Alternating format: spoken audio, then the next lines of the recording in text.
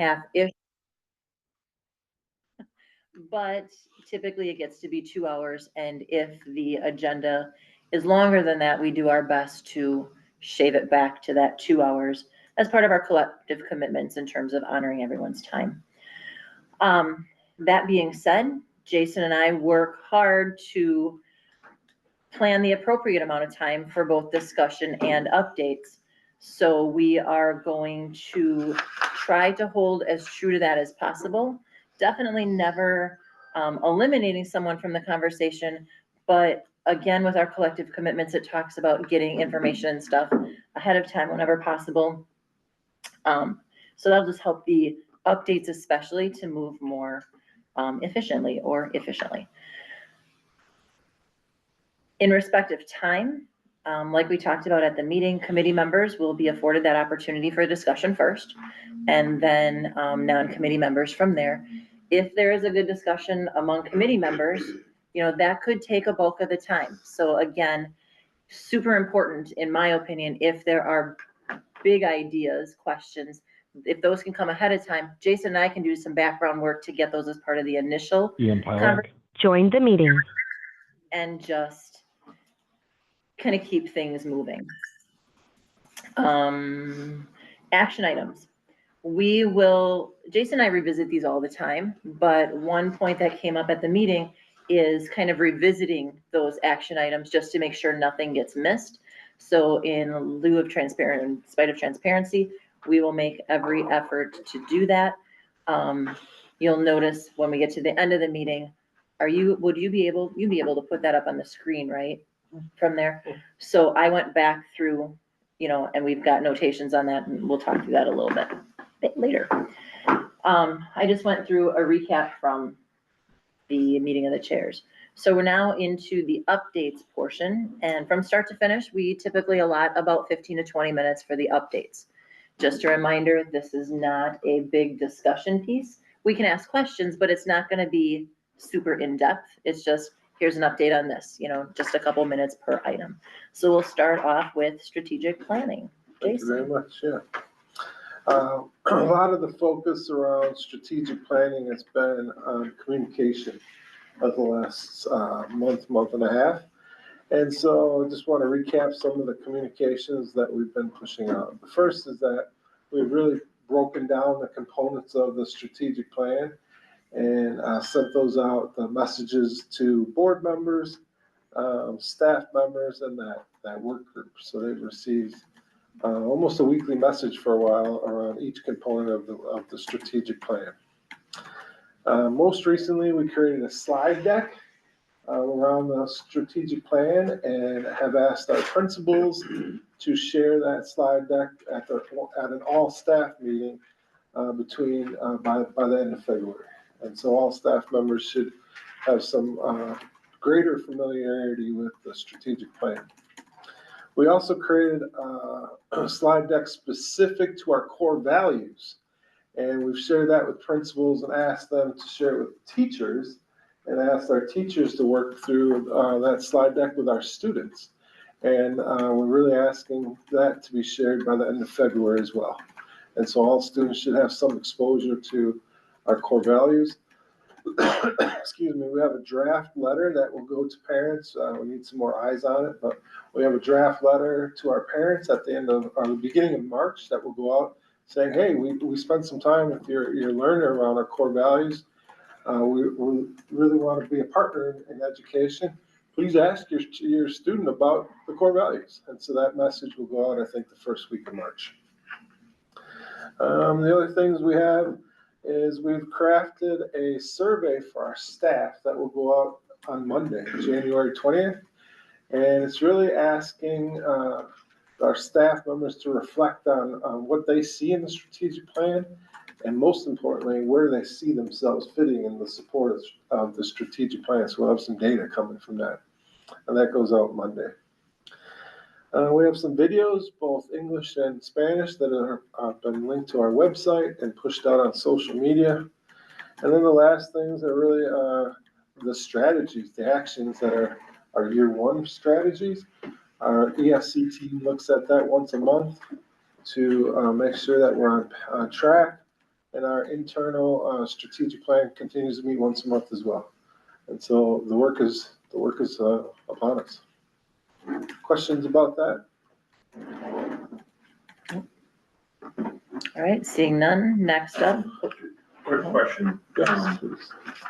and I can probably ask this to Jared or Sarah, I see Jared's online. If I wanted additional variations of information in the slide deck, say I wanted a sources and uses of funds, this is where our funds come from and this is where they go. I don't think that that is in the slide deck. Sarah's presented on it before. I don't want to, what do you want to call it, derail any of Sarah's time. At the same time, I'm wondering what's the best way to go about getting that, just as an informed citizen or as a board member. I can ask that, but I hate asking questions that cause staff to waste their time just on my pet peeve. So I don't want to do it through, I can do it through fiscal. I'm going to come to fiscal tomorrow night. I can do it with Jared. I can just go directly to Sarah. I just was wondering for additional information like that, what's the best way to do that through formal channels so that we're not wasting anybody's time? I think the best channel is to funnel it to Lynn, and then she'll check with Jared or Sarah, the best person to achieve that, and then we'll give it to you. So do you want to send an email on that? That's not an action item out of this No, group. it's not That's action. something This from is you. just a question because board members, I mean, we're all supposed to be quote unquote well-informed. And we Absolutely. see the slide deck and we get questioned on the slide deck. At one of the last meetings last Friday, it was the FAQs Right. of the slide deck. And my FAQ is, I don't say just as valid or is designed to head off somebody else's FAQ. And that's just one of those first ones that I'm interested in. I think I'm gonna get asked, where's your money come from and what do you use it for? And if it's not in the existing slide deck, I don't want to direct traffic as much as I wanna say, okay, we still need to put more arrows in our quiver. Yep. For answering questions. Absolutely. So, Thank you. but I'll work through that channel, thanks. Thank you. All right. Move on to referendum. That's Yep. good, yeah. So again, just some updates. Melissa Lampy and Donovan Group and kind of an internal team continue to meet weekly now. And we also had a subcommittee, referendum subcommittee meet the 10th, and that group will meet every other week now. And so some of the things that we discussed at the subcommittee and Melissa and the internal team are really creating a comprehensive roadmap for how, when, and who will we communicate. And so we're really roughed out, Melissa and I roughed out a chart where we have by the day from next week to the beginning of April, kind of some ideas of how we can have opportunities where they're more formal settings, where we have a slide deck, present, answer questions. Combined with more informal settings where we might show up at a restaurant, and just sit and chat and have some literature to hand out, along with when we'll push out some social media pieces. And so we're finalizing that in the next couple of days, and then we'll start the actions that are inherent to that plan. So communication will be really important. We know that, and we're working to finalize those pieces. This week we added some focus groups. So we've drawn upon the focus group folks that we invited from our strategic plan focus groups, and we've added some additional people. And we'll have 2 focus group days, February 5th and February 6th. So we'll have 4 sessions over 2 days. And we're finalizing kind of the lesson plan for that. What will we do? And right now, the idea is to do a short presentation and then ask some real overarching questions, get some feedback from folks, and then have an exit slip to get some additional feedback. So we'll have those 4 sessions over those 2 days. Couple things, there's a document that is linked, some do's and don'ts. That's a document that's really coming from our partners at Donovan Group, so I can share that screen. This document has been shared with our principals and staff members, so those folks have it as well. And so I want to pause here and just ask if there's any questions about the allowed versus not allowed pieces of advocacy from staff members.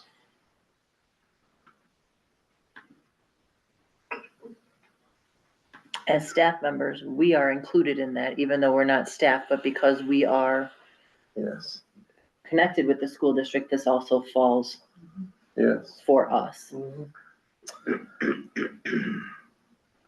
I think the important piece that Jared and I talk about is that we can educate and we can tell folks what a referendum would mean to us individually. But that's kind of the line there. Hey, Jason, if I may, I got just one thing to add.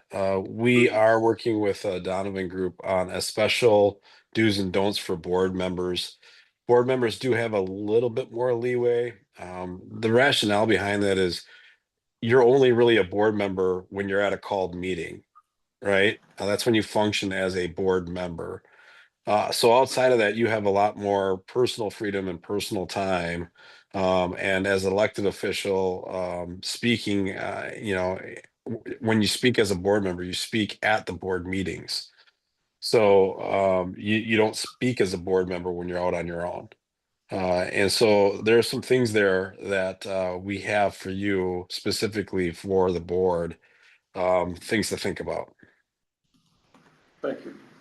A couple other things that I think are important to note is that we certainly want to support any group. So if you know of any groups that are, or folks that are interested in starting a yes group or a no group, you can just have them funnel it again to Lynn, and we'll support, educate those people and support their cause, right? So, and then the last piece is that we're really asking you as board members to consider creating some short videos. And so we want it to be really authentic videos, short, I might mention that, right? But short videos that we would use on social media and pushing out, really speaking to the components of the referendum and what the referendum means to you. And so just think about that. There are some times coming up in the next couple of weeks where Jared and other members of the ESC will be out of the district. So we want to fill those gaps with some predetermined videos and communiques. So if you're willing to do so, certainly connect with Lynn and Jared or myself. And then if you need some support creating videos, Melissa is certainly available to help as well. Any questions on anything referendum related?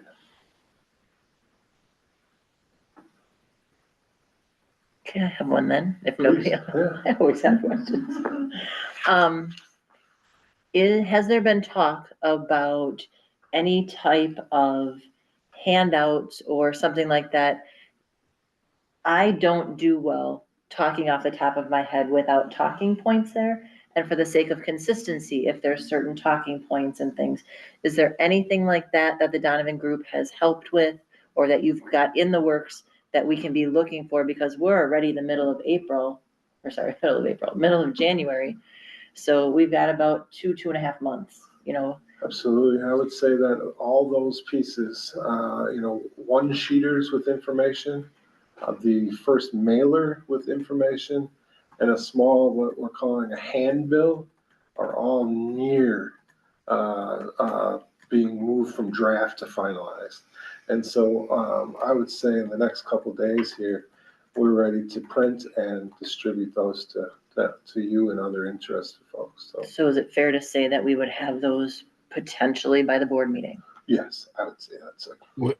Yeah, Diana, you guys you will have them for sure by the board meeting. I'm hoping that in my Friday update to you, I will be able to include some of those things, especially the do's and don'ts for a board member piece, a frequently asked questions start of a document, some of our other pieces of information that are for you, understanding what our timeline dates are and other things, so that you guys are all as informed as we are. We're going to continue to keep building those messages and deepening them, though. So you will keep getting updates to those pieces of information as well. Just want to remind everybody in the room that we are still not only on our timeline, but ahead of most April school vote timelines. We have some school districts who in the next week are going to be finalizing their ballot language and moving that forward. They still have a week to do so. And so, well, about a week and a half to do so. So there are a number of school districts who haven't even gone through that process yet. No, that's good to know. Thank you. Yep. Anything else? I'll just say, my apologies, my question earlier was related to the referendum, not the strategic plan, but same question. I think you were preloading us, so Yeah. that's why I viewed it. Yeah. Thank you. All right, if there's nothing else there, we're gonna move on to board development updates. You've received an email from Lynn that talks about the superintendent evaluation. And the summative evaluation is scheduled for February 3rd. Typically, that should be done in December. We don't need to rehash the how, the where, the why, the how we got there. But February 3rd. Goal setting typically is in January. That, due to scheduling, would have fell into the March, April timeframe. That's way too late. So we've decided to mesh those two together, where we will do the summative evaluation and then move into goal setting.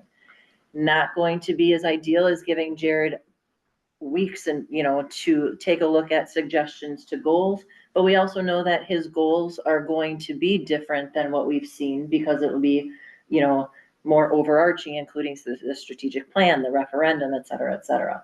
So the plan for the 3rd is we would take about 40 minutes to discuss the common themes that David and I have sat down with all of the commentary from each of the check-ins. We've come up with common themes. We would then need to approve that as a board and then move into reviewing those with the superintendent. He would then share goals with us. Typically, they're based on those, but the way it is standing right now, we don't have those to him in advance, so his goals may or may not be 100% reflective of it. The good news is we've been very, very transparent this year. And so all of the comments that David and I looked at to develop the common themes, he's seen, he has a copy of. So you can see the things that kind of rose to the top and, questions or issues that have been there. Does that make sense? Okay, then future dates going forward, and this also, I believe Lynn sent in that same email. First progress check would be in May 8th, the second progress check in October, the 3rd in December, and then goal setting January. We went ahead and pre-scheduled those dates. When Lynn and I had talked originally, it was going to be, hey, we'll send those out when we do the new committee stuff. Unfortunately, error in our thought process, the May one has to happen before all of that goes through. So we just put those on the calendar, positioning them after planning or after policy in most instances. And I've been told that those should be about 60 minutes in length. We've typically been going the 91-20 route. So cut way back, working with CISA, that will help keep things more focused and getting us a little bit of the way things should be being done. Speaking of CISA, Tim Couture is the person that I am in contact with. I have a meeting with him scheduled for this Friday to kind of get a framework, a roadmap for board development regarding going through this DAPES process. To what extent, and kind of positioning out some things, how do we best move through this? I did ask, based on an action item from our last meeting, about can an executive session happen? So can our president and vice president share the common themes with Jared? Do those common themes need full board approval? That's what we've been told. That's what we've always done. But is that the way it has to be done? Just because it's the way it's been done for the past 6-8 years doesn't mean it's the way it has to be. I've not yet heard back from him.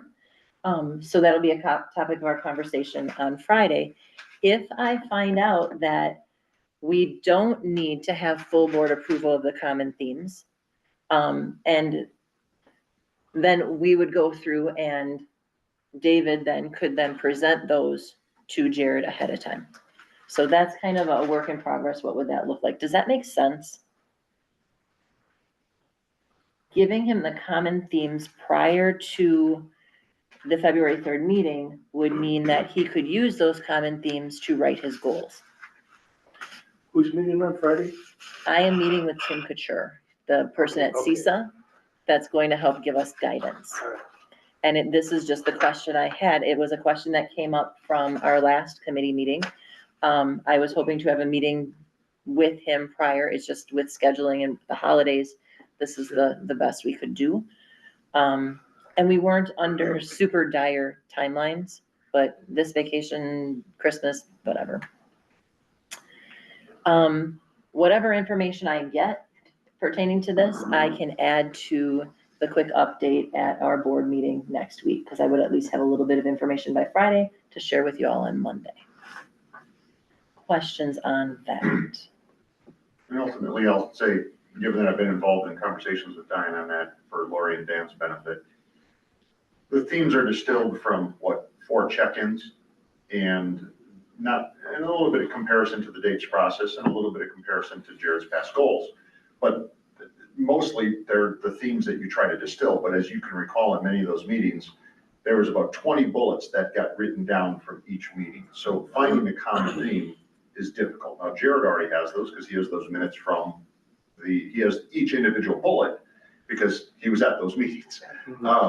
It's a question of how do we as a board distill that down into common themes. Now, we didn't want to do that as a board because we'd end up with another 20 bullets.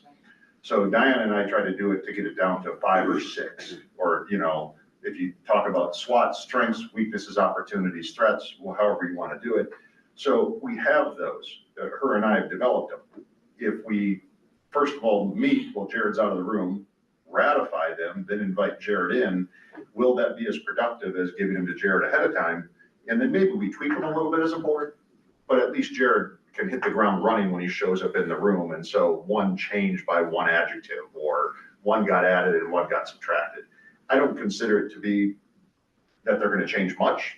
Otherwise, we're going to be in the room rehashing every single previous check-in meeting, which wouldn't be the purpose of the final evaluation. On the flip side, does Jared get that much of a head start if we give them to him a week ahead of time versus waiting until he shows up here and then reads them for the first time, given that theoretically they're distilled from everything that he's already heard anyway?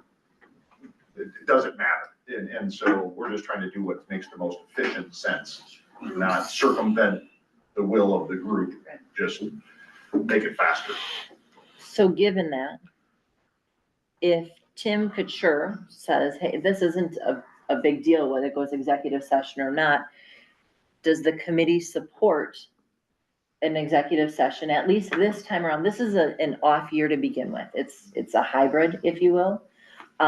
For the sake of this year where we're off on dates and we're kind of a little behind the 8 ball, are we okay with that this year? Is there any objection to that, given what David just said, that Jared already has everything that's there? There could be some tweaking. At least he has some foresight going into goal writing that, okay, this is probably at least 80% of what I'm going to hear. Because have we ever had the president and vice president who distilled out the themes come back and had more than 20 to 25% changed from the distilled themes? Right.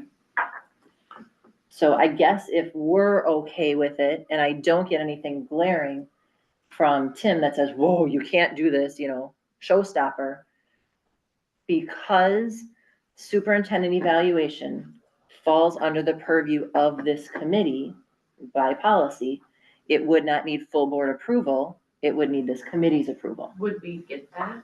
What? Would that all, what you've come up with, would you share that with the committee or? It'd be shared at the full, it wouldn't be shared with the committee Well, we here. could share with the committee, but I mean, if yeah, but then that, We're not meeting again prior. So that's a closed session kind of, you know what I'm saying? Mhm. And we couldn't find dates that everybody could meet to do that. That's why we're to the point where we well, are if right Lori's now. question is what you and I did together. I mean, we're kind of okaying a blind, and not that I have a, but that may be No, where it is. My comment You is, get what I'm that, saying? yeah, I'm not worried about otherwise it, it would but, have been Diana and I putting them together. It would have been the planning committee putting them together. right, And that, I don't want to say defeats the purpose. 2 years ago, Tony and I sat in his dining room and put them together. And then at some point, the board, the full board, and no other board I'm on is involved in somebody has to distill it down and then turn it back to the board for review. And you're asking, hey, can we see what it looks like? And the answer is, well, we were gonna deliver it to the full board, but should we deliver it to the full board before or after Jared sees it? That's the big, and technically, this is a job for the president and vice president. Right. The reason this was different this year, again, hybrid year, when Fred stepped down, Fred and I were involved in this process, so it would have been Fred and David. Fred stepped down, now it's David and Mike. Mike came in new to the process, so is that, so it's just Right. been different throughout, So so. we're not okaying that, we're just okaying the process. You're And- okay, and you're asking- That's what- That's it, is that's that it, fair? that's it. You're Okay. just saying, can Jared get a peek at it before he walks into the board meeting on the 3rd? before we ratify where it is, that's what we're. Yeah. Craig has his hand up. You did it. Yeah, I think the question was clarified. The statement was made that this particular committee had the purview of evaluating the superintendent, but rather it's what I think you meant to say was that the committee had the purview of the process by which the Yes, yes, That's well. yep. Thank you. Thank you.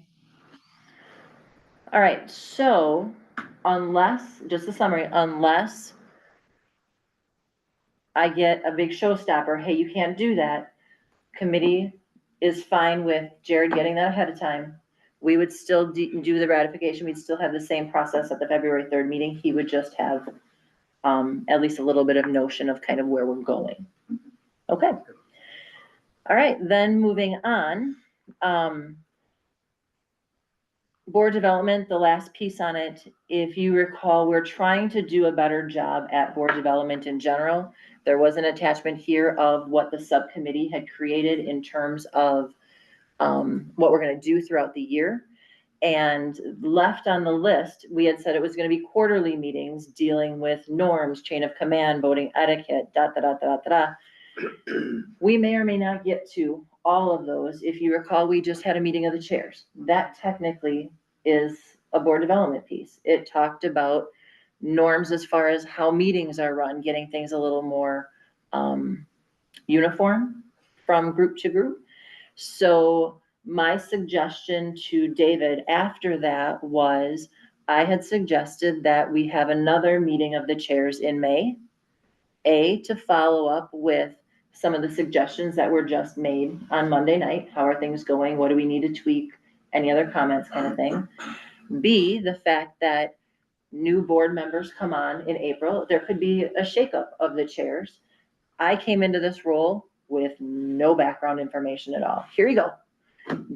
Doug Will gave me his 3 files that was this thick of stuff, and okay, you do the best you can. At least we have something. And that was something that Fred had asked. Can we have some sort of structure going in, so it's not off the cuff if you have a new president, if you have a new chair, if you have a new whatever.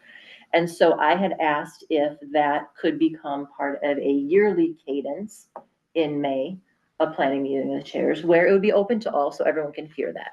So I just wanted to give you an update that that is something that has been then put into the planning calendar to move from there. Any questions on any of that? All right, No moving. question, I'm just gonna say it wasn't my idea, but I thought it was a great one. But many chairs never get any direction, especially in May. So between the board orientation and then the chair orientation, getting everybody on the same page, if there is a same page to be gotten onto, I think it was a good idea to follow up and do it at least every May when you have new chairs assigned. And they have the opportunity to meet with their respective administrator and bring the administrators into that meeting, which is also what Diane asked me, why weren't the admins invited to the last chairs meeting? I said, because that one was really more focused on us and minutes and speed and participation. Get on the same page. But I agree that the admins, Jason, Jenny, Yep. Margaret, Sarah, would be the appropriate ones to bring into that May meeting as well, just for introductions if nothing else. Yeah. But yeah, I thought it was a good idea, so. Perfect. All right. Then moving right along, the board evaluation survey process. Jared and I will be meeting with Drew Howick and we talked about this before, at the school board convention next week.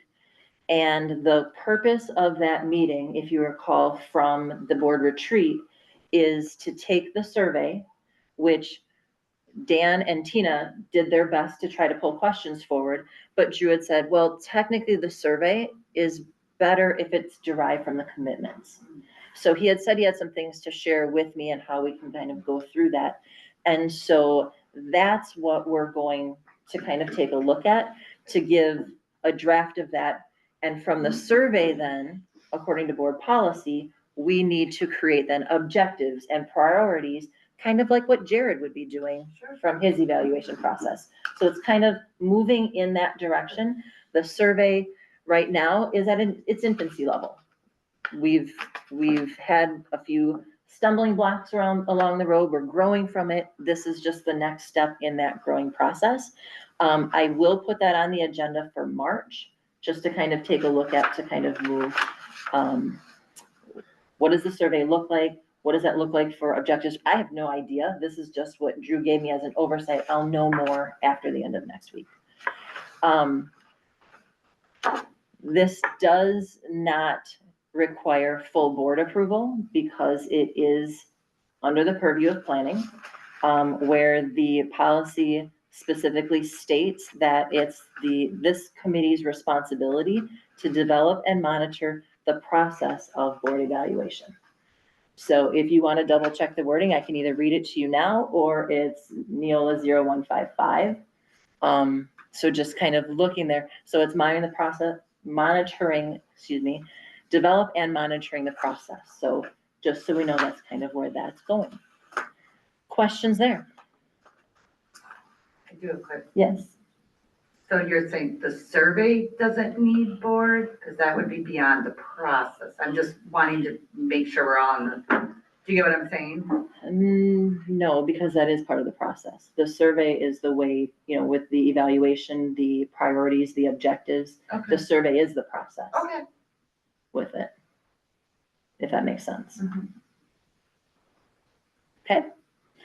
Then speaking of surveys, student engagement survey. This also came from a previous action item. Jason, take it away. Thank you very much. I just want to start by thanking Derek. He's online here. He's been online here, and he's one of our representatives from School Perceptions that has voluntold or volunteered, I don't know which one, but to join us tonight and answer any questions and offer any insights into the development of surveys. Derek, I was wondering if you could just take a moment to introduce yourself, please. Hi, everybody. Thanks for having me in your meeting.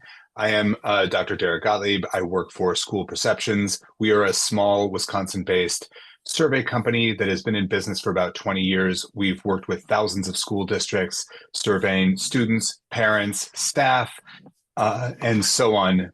Our mission and what we do really well is helping local school leaders understand in a timely fashion what is happening in their buildings and in their communities with respect to how they feel about schools, which provides information to those districts that helps them make informed judgments about what to do next. Thank you very much, Derek. Appreciate you being here. Just a few things before we open up for discussion is that just a reminder that in the past we've had a student engagement survey and we worked with a different vendor. That partnership has ended, so really looking for to continue the work, but with a different vendor. The internal strategic plan leadership team really surfaced this idea of the connection between our student engagement survey and our core values. And so that's where that started. We brought this idea to the district leadership team. We brought this idea to School Perceptions. We brought this idea to our building leaders, and all have been supportive. This group, the planning committee, has looked at a draft several months ago from School Perceptions. What we have here tonight is a reflection of those conversations with principals as well. We'd be looking to administer this engagement survey in the spring, just like we have in the past. So that timeline would be the same. And then ultimately, I'd like to open up for discussion, but certainly be looking for your support, then a future resolution on the board for board action. And so with that, I'd love to open up for discussion. And Derek is here as the expert, certainly can help us understand any survey development type questions. Please. I have one. I don't know, in the past with our past survey, did we survey eCampus students? We did. And mine, it doesn't look like they are gonna be surveyed this one, or is there gonna be a different, am I missing them? Cause it asks Oh, what it's on there. school and they're not. It's a good catch. We would, and we would add it. Okay, perfect. you, I was yes. like, maybe Yep. there's gonna be a different, I realize they're not necessarily always in the building, so I Yep. thought maybe Yeah, there was good something question. different, but It's I great. didn't wanna exclude Nope. them. Thank you.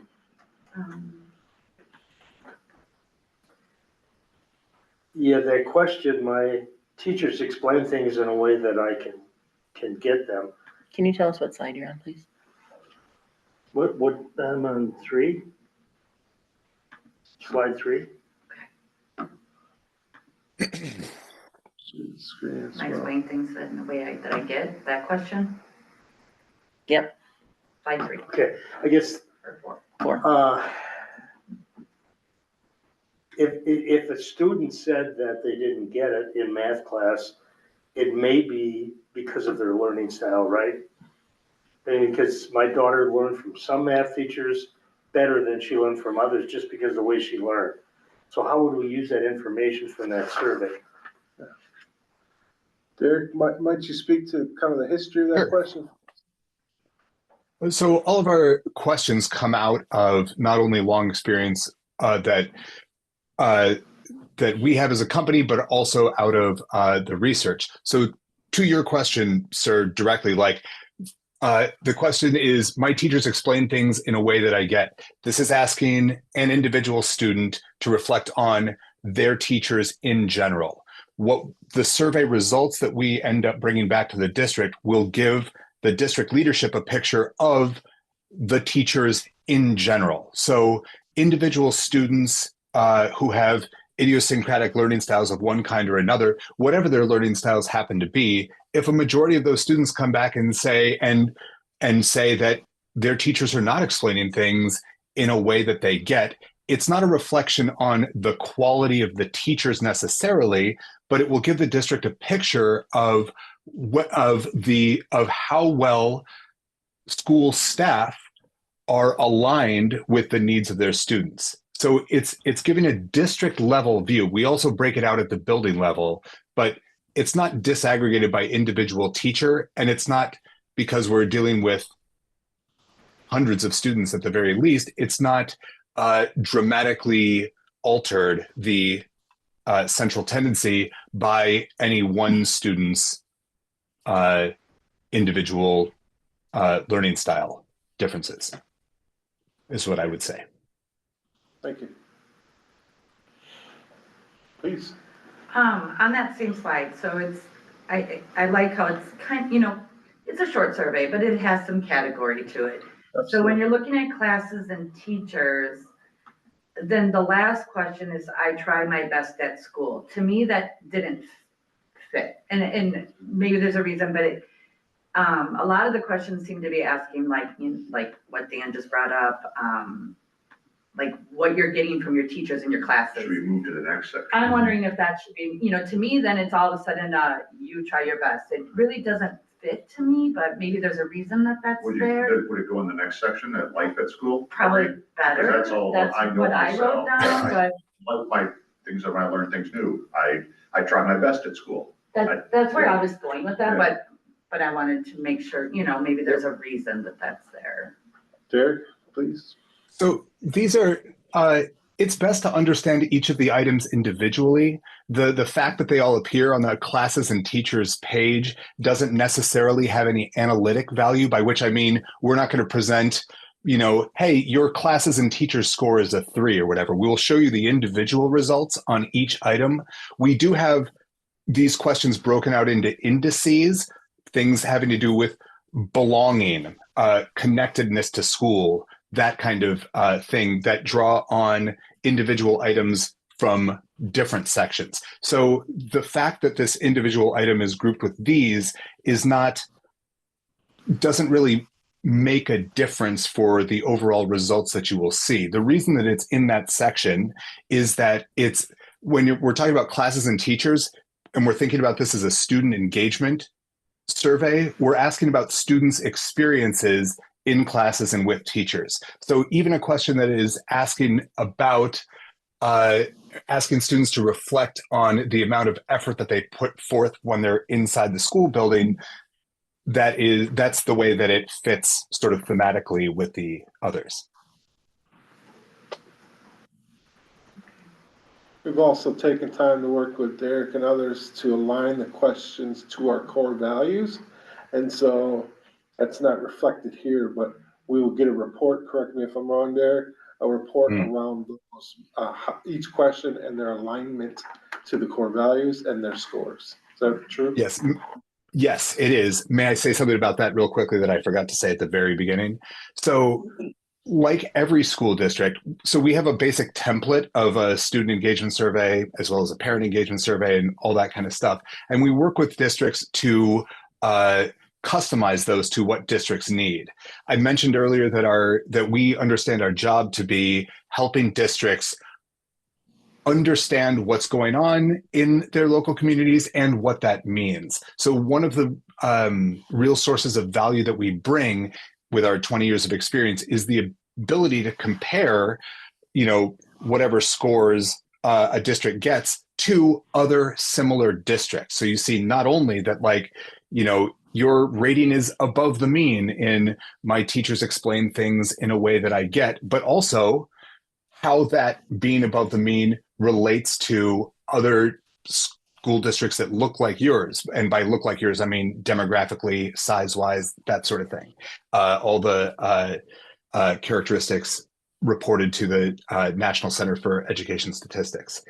But the customization piece allows us to also ask questions in a way that is particular to the needs of any given district. So for this draft that you're looking at here of Watertown survey matches up 77% with our template. So that means that 3/4 of the questions here are worded exactly as typical questions that we give to other districts. Those give you great comparison data to help you understand how the district is doing in the context of other similar districts.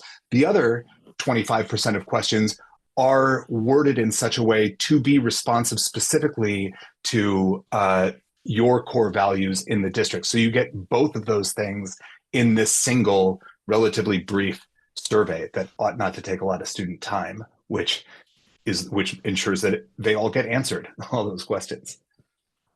Thanks for letting me have that space. Thank you. I do remember, I think I remember that when we worked on the staff, where you don't want to change things because Right. you can't get that. Yeah. I think the staff survey, there was 5 or 6 questions that were added to kind of like the 25%, Right. but the rest of it were from the bank. One more if you want. Yeah, please.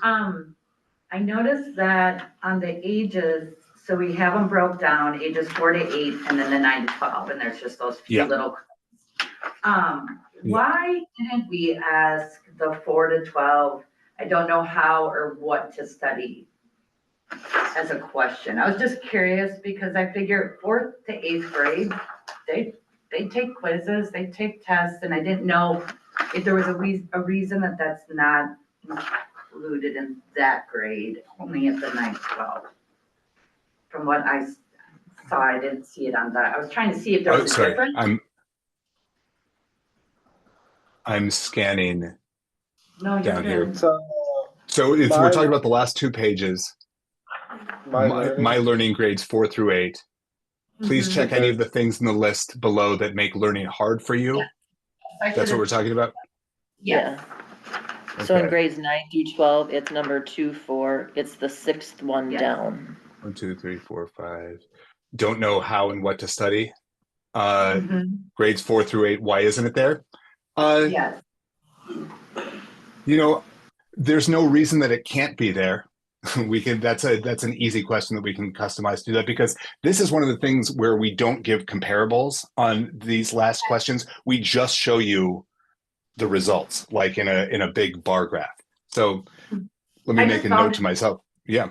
I mean, You know. there's no harm in adding that. It's just the difference is like, you know, an 8th grader for sure I can picture, you know, being like, oh yes, I face decisions about how and what to study. I have a lot of independent study time because I'm about to transition to high school, and that experience will be different from like a 4th grader. And all that means is that if 4th through 8th graders all see that question, some of the whatever 4th and 5th graders might be just less likely because of the nature of their studying thing to check that box, period.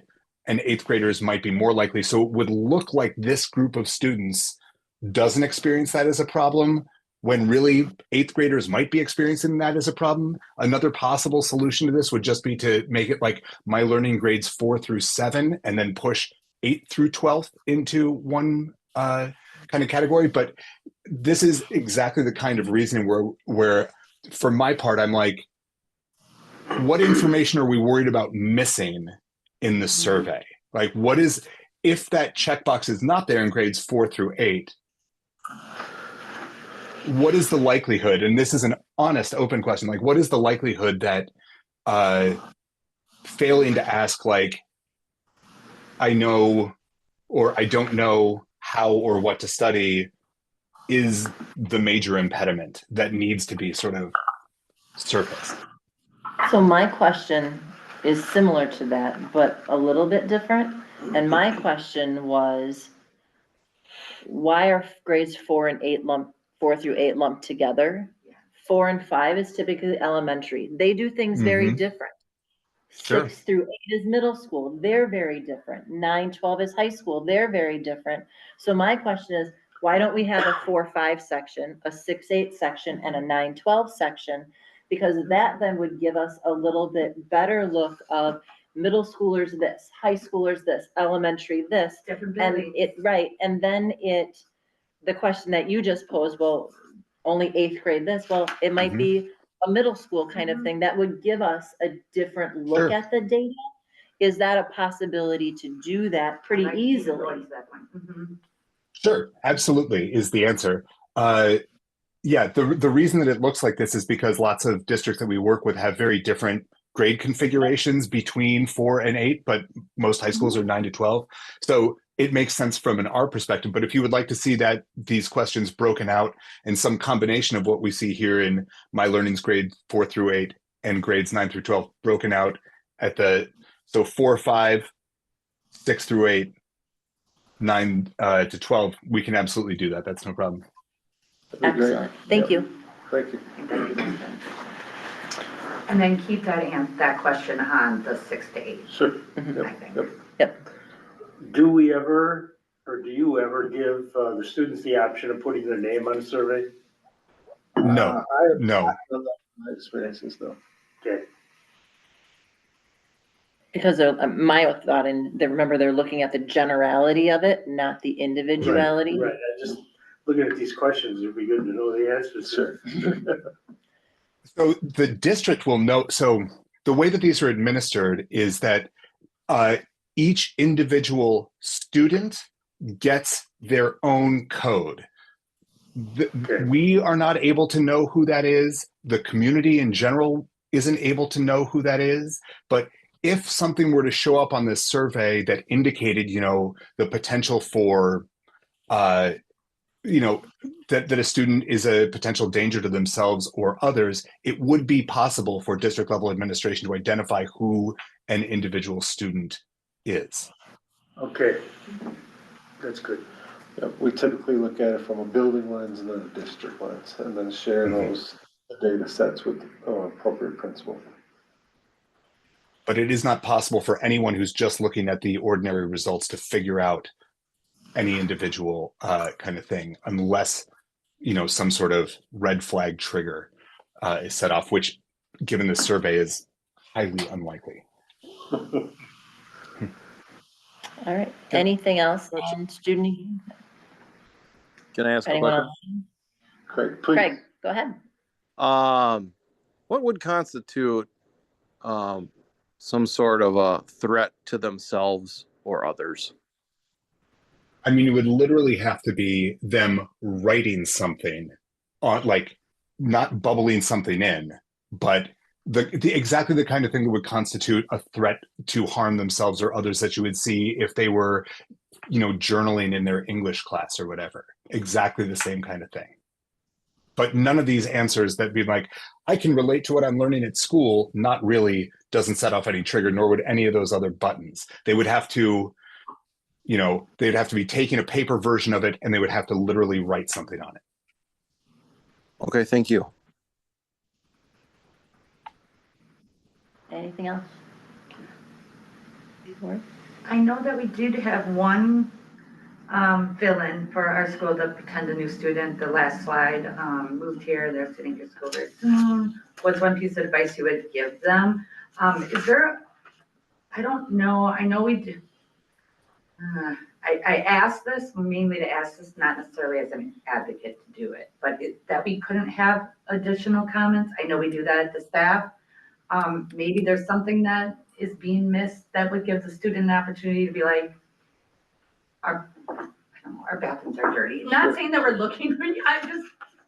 I'm not saying that we should. I just didn't know if that's, we offer them to answer that one. I didn't know if that was talked about at all, to do like anything In my experiences, we never left an open comment box for students. And Derek, I would rely on your expertise again. Yes. To Craig's question earlier, that is the place in which any kind of red flag would show up. Not that I anticipate that to happen. That's the only open-ended portion of this survey. We found that this question elicits the best and most rich data of the kind that you're interested in. So we're not asking students here to reflect on exactly directly on like what they like best about or what they like worst about the school district.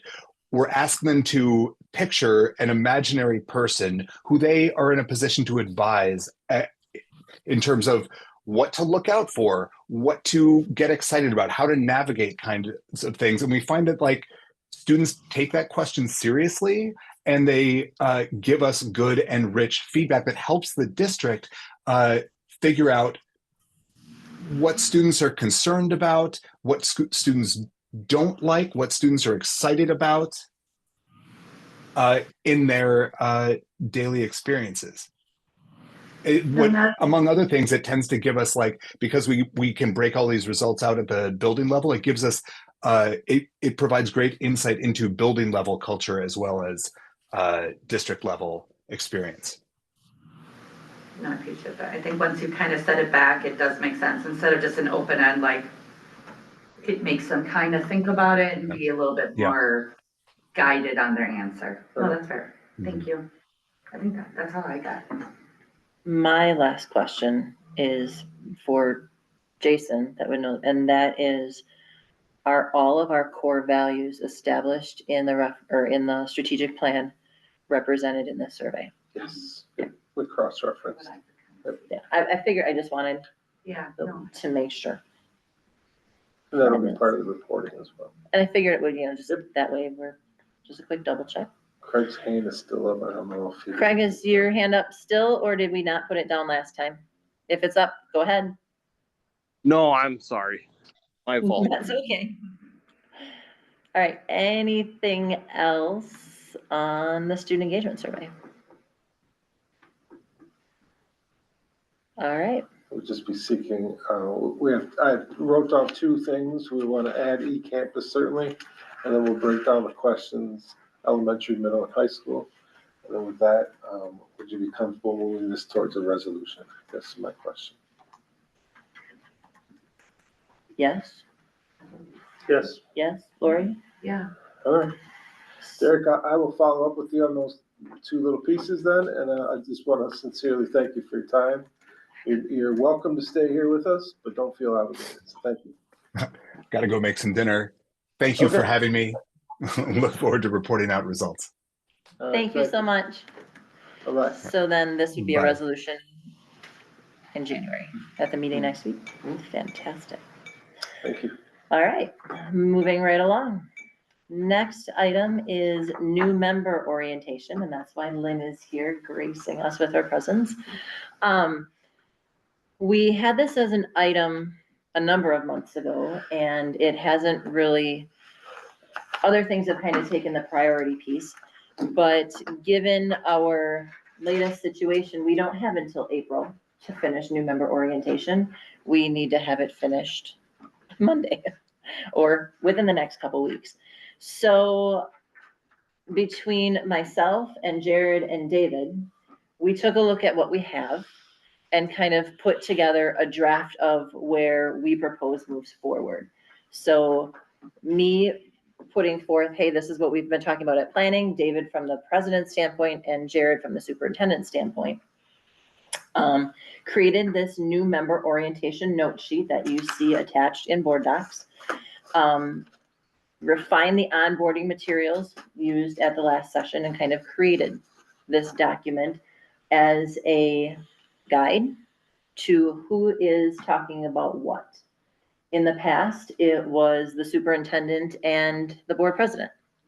That's, when Tony was president, and we didn't really have a lot of onboarding, which we talked about last time. And I know Dan and I have spoken, and Dan's like, I wish we would have had more onboarding.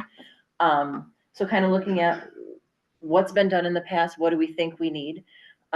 With the restructuring, we now have, people that can be doing that in addition to the board president. You'll notice that Sarah Odenhoven is part of this group and Sarah Duncan is part of this group.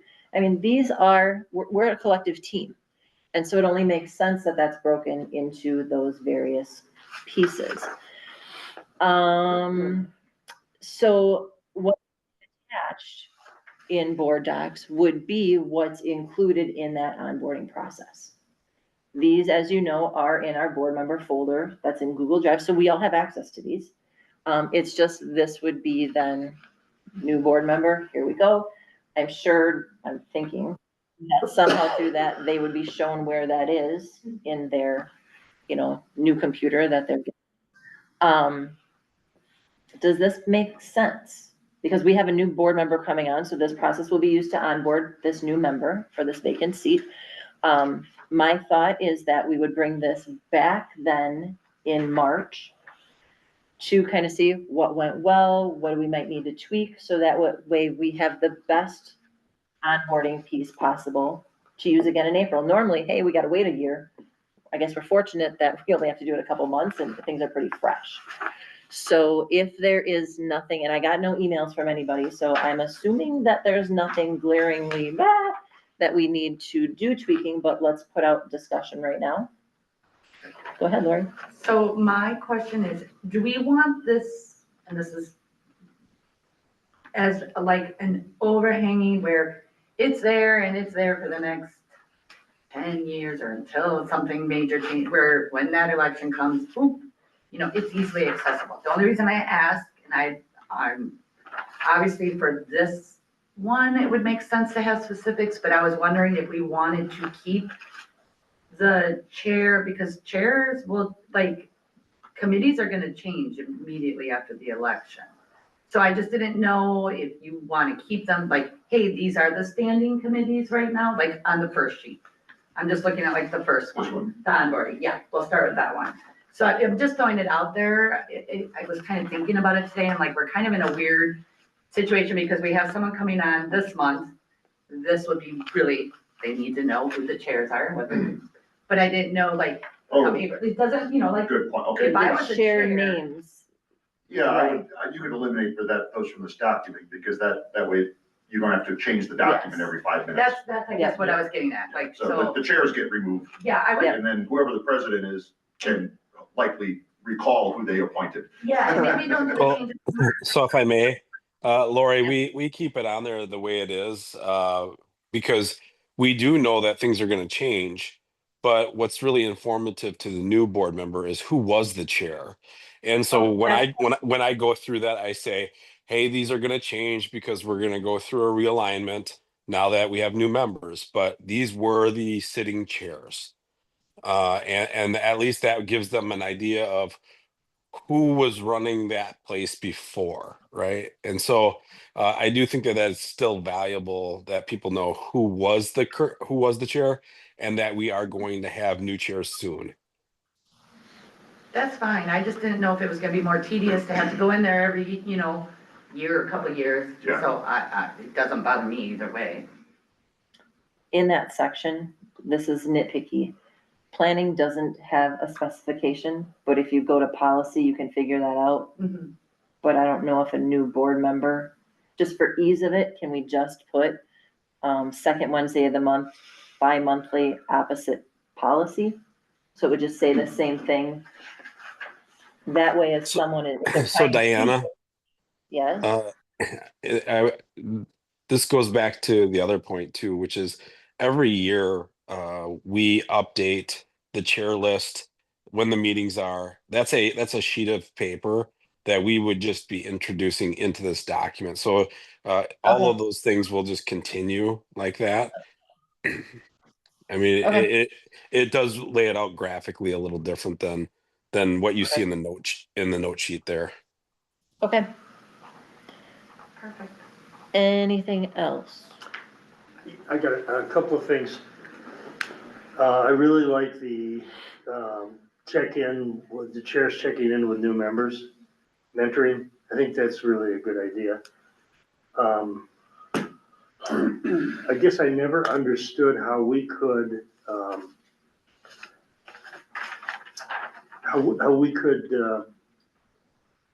validate, what is the word I'm looking for?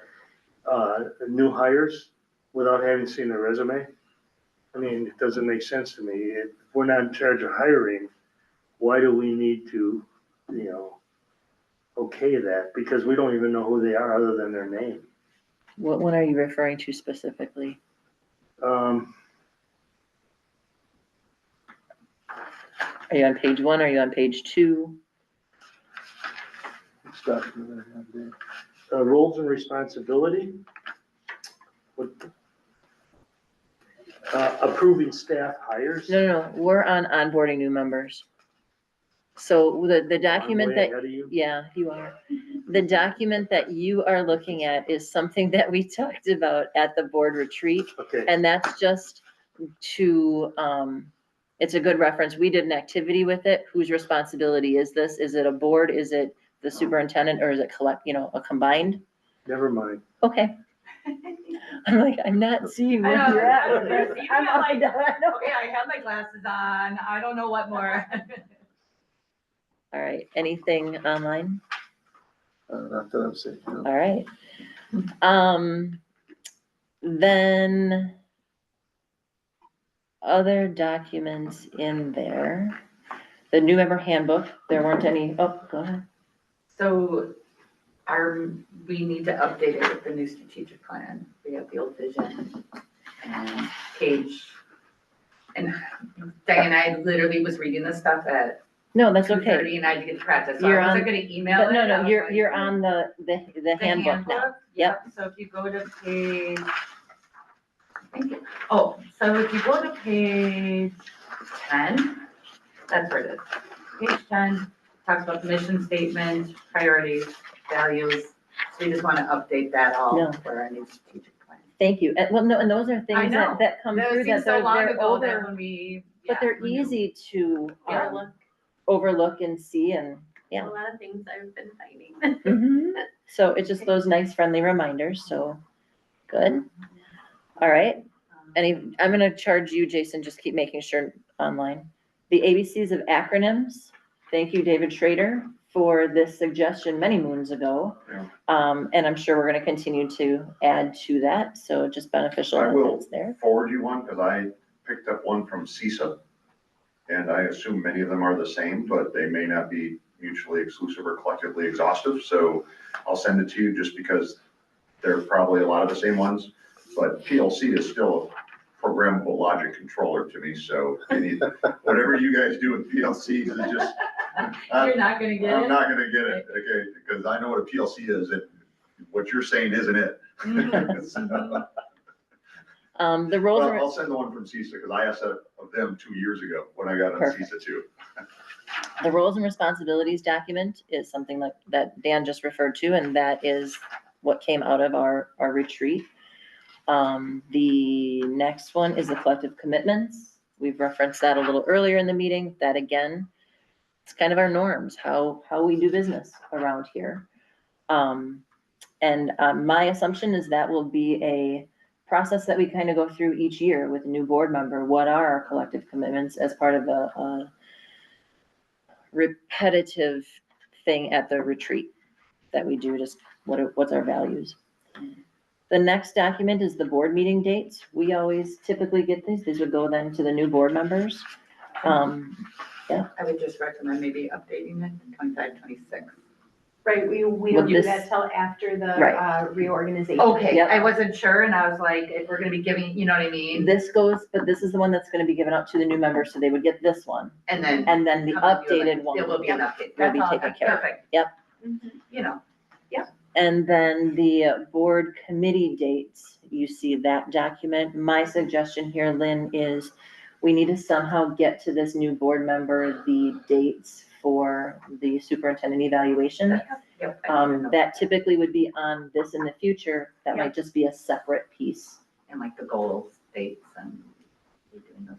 Yeah, Yeah. those are all part of All that part of that. process. Yep. Yeah, so that email, and it could be as simple as forwarding that email that you sent to us on whatever, yep, Or whatever. whatever that is. Anything else as far as new member orientation? May I ask Yes. questions? So I have a couple of notes for the new board handbook. One is we had created a new organizational chart. And I'd like to make sure it's okay that I add that to this of our staff. Mhm. Okay, and then I had a note in here from from August that, we present the WUFAR codes to new board members, explain what the WUFAR codes are, what our accounting codes are, Okay, somehow doing that, as well as adding Fund 80 to the board handbook, what community use is. So I have a couple notes in here.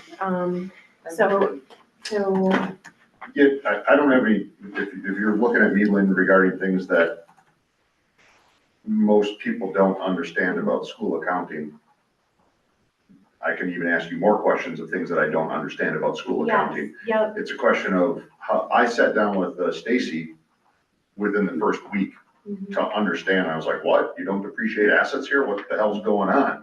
And they're like, no, we don't have any assets. I'm like, wait a second, you have all the assets. yep. So I still don't get it.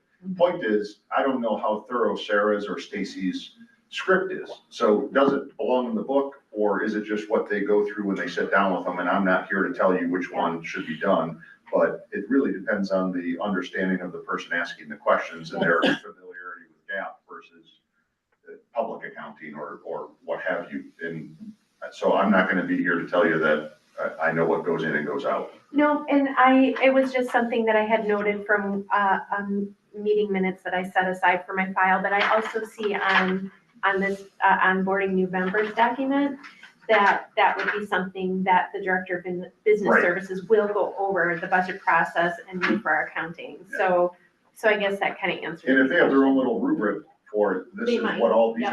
these are the, whatever, 10 or 15 funds that you might hear Mhm, and what they mean and what they're used for. That'd be a great roadmap for what the funds mean, mhm.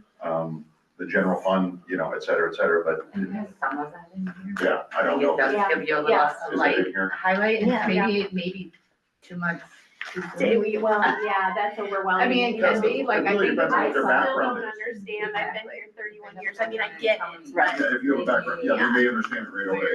But I do like the fact of adding it in there because I don't know how much I've ever heard about it, and I'm Right. It 3 may years make you in. go, what is that? But I have access to the handbook, so I have a place where I can go as a quick reference. Yeah. Cause there are things we're gonna forget, and Yeah. so just like the ABC acronym thing, it's a little fingertip reference. Yep, and in all reality, again, there's things that, we want more information or lists of what those are, explanations. that's things we can put together to put in your board development shared drive as Yeah. well. We Yeah. include it in here, but always have it in there Sure. for an explanation, so. And that folder is called the board development Yes, folder, it is. correct? Mhm.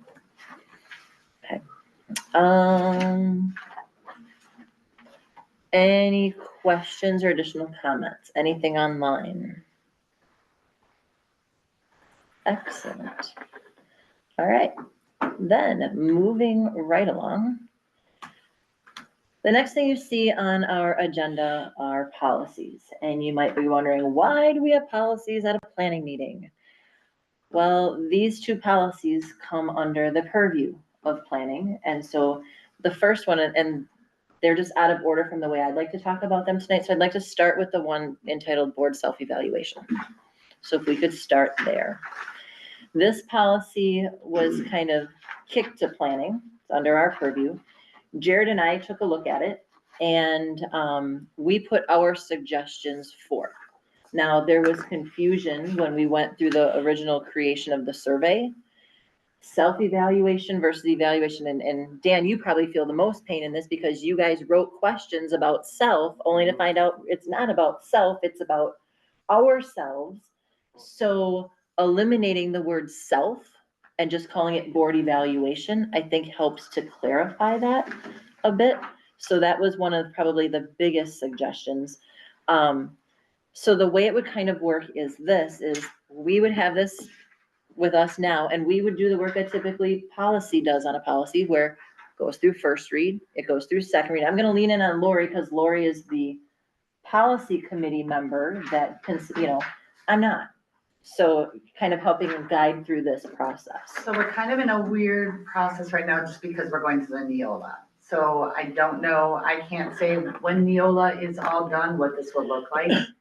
But one thing I do know, like now that, since we've been doing the transfer to Neola, all the policies have been going technically through policy. They're not going through your streaming, like all the HR ones first went to policy. Mhm. This one, I believe, already went through It the did. process, and so did the other one. So these The have other one, already, I don't so think the other one did. Did it? I think so. Which one are you asking? Well, let's stay with this one Okay, first. this one, and this one is an original, am I right? This is ours. An original. This is the So I WUSC. don't think we made any changes. I don't think it even had to go to a first read because it was just staying in place. Is that right, Lynn? Try to remind me, that doesn't have, did we first read this and second read it? Because we didn't change it at policy when we For looked the at it. 8170, I'm a little bit confused. I'm confused by this right now because, we're making changes to a current policy that is not Neola. Yes, But And it's I was already just- hit Neola, is what you're saying. I'm not sure, and I'm looking right now, yeah. to see. It did come to policy, I think, January last year, if I remember. I tried finding And it. this is where it's hard, coming through This and gets, this it and that, gets a so little, I yeah, this is kind of, so I don't apologize. really want to be like, well, this is the norm, because I don't think we really have A a norm. good norm right now when it comes to policy. That's And fine. maybe Craig could, if he's still on, I'm trying to remember. you know, I'm like, I'm on policy, but yeah. So I just didn't want you to give too much background when it may not, because this is kind of a weird situation. So anyway, the whole purpose and if we already have a Neola policy, then we need to take a look at the Neola, and we can bring it back next month. This one I don't think had a Neola policy. Okay, So so that's fine it then. will stay the So current. number one is eliminating the word self, Mhm. and I think we're all in agreement that that needs to be done. In the second paragraph, the policy states that we should do this twice annually, but per Drew's recommendation, it should be done once annually. Okay. So that was the reason where that Yep. came from. And again, the word self in there. The next paragraph, during the self-evaluation, the board shall evaluate itself as a whole. If you get rid of the word self, that sentence isn't necessary. Right. Then the rest of it kind of stays through, eliminating self. And then at the end, the last paragraph, the board shall also evaluate their effectiveness at each regular meeting.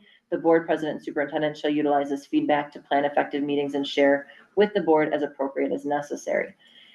That one I put in the strike kind of thing because per Drew, no other districts really do self-evaluations after every single meeting. So there may be things that come of a conversation coming forward, but with this evaluation piece, those are things that from our board retreat, when I look to see, hey, is this what we're doing? I realize that this isn't what was directed. No, I don't have a problem with that, because technically we haven't been following policy. Correct. That's just the reality of it. Well, and that's why we said at the beginning of this year, we needed to create an evaluation and we needed to this and in other policies, and that's why I've been up to my eyeballs in policy, because they have a domino effect from the evaluation. We're supposed to be writing objectives and priorities and, okay, baby steps. So let's get the evaluation first. That might be in our 3-year plan. So yeah, we're gonna be in violation of policy, but we're moving there. Lynn, did you find what you were looking for? No, I think this is a new one. So we would have to, what we're gonna have to do is we're gonna have to create a new Neola policy for this. If we wanna keep this, I will have to create a new. Is that Neola why, policy. did it get, was it I don't asked think it to was come even- here? No, I don't even I think don't we know. had it. I thought so, but I know I saw it on a past, I know it was on. What's the one that's because it was attached? attached to, it didn't have a Neola Right, and I there did was no see that manual. on our agenda. I can. So you're right, and you know what, I'm gonna look one more spot, I'm sorry, I don't. No, wanna No, lift you guys up. not at but this- all. It, Cause I was it made confused. me ask a lot of, like today, I was like, no, wait, now when that happens, so it, Yeah. but it would, even if we change it, I don't know if we need to, I'll let you finish what you're doing. Yeah, But technically, yes, we would now have to go to first read because we're making changes. I don't think we did because we didn't change it when we first looked at it. We just knew that it was one that was there, that Neola didn't have one, so we didn't make any, we didn't have to approve it. And when you did it, we didn't have those questions or issues. These No, questions and this was, I issues wanna say, came like, as of in the very October. beginning of our Neola process, if I'm Yeah, but these, yeah, I can't remember that. Well, I knew we hit a lot of these in the beginning, so I went back and was trying to find, like, I think I just started kind of hitting it, I don't know what. so Craig has his hand up. Craig, share some light on this for us, please. So I guess I would be a little bit cautious about, it's not like planning committee has a ton of policies that would typically be under their purview, and this definitely makes sense to discuss it. But I'm a little bit taken off guard when it comes to going outside of precedent, which was to allow the policy committee to have the first crack at the policy. And, when we're going through the Neola process, if all of a sudden, all of the committees decide to pick up policies that didn't have a particular kind of interfering with the work of the Neola, No, I appreciate that, and not my intention at all. I'm just simply going off of typically we don't have two committees doing the same work. But if that's the process that we go through, then this would be the committee's suggestion moving toward to go to policy. right. When I had originally asked Jared, it was like, well, okay, we don't need two committees doing the same work. Right. Okay, that's where I thought this goes. I have no preference either way. Yeah. But this needs to be changed. So whatever guidance is given, so be it, we'll go with it. I think it has more to do with the discussion that Ed Services had yesterday regarding taking the curriculum policy, and that's a departure from practice when we told HR committee that the policy committee gets the first crack at discussing policy, and I guess if we're going to be consistent with taking precedent, those are my concerns. But I don't, this particular policy needed to be changed anyway. We all knew it. So I don't have a problem with discussing it. I just want to be careful and mindful of that process, And I get it, because we have a second one on the docket, and the concern that I have is regarding time. It's just and we'll get to that one in just a second. Finishing this one then. So what I'm hearing from the collective group is these are our suggestions. I don't see any additional suggestions or any, anyone that was saying the suggestions that are made here should not be pushed forward, but we will push this over to policy then. And this is pretty easy for them to follow. And we have 3 policy members in the room with us.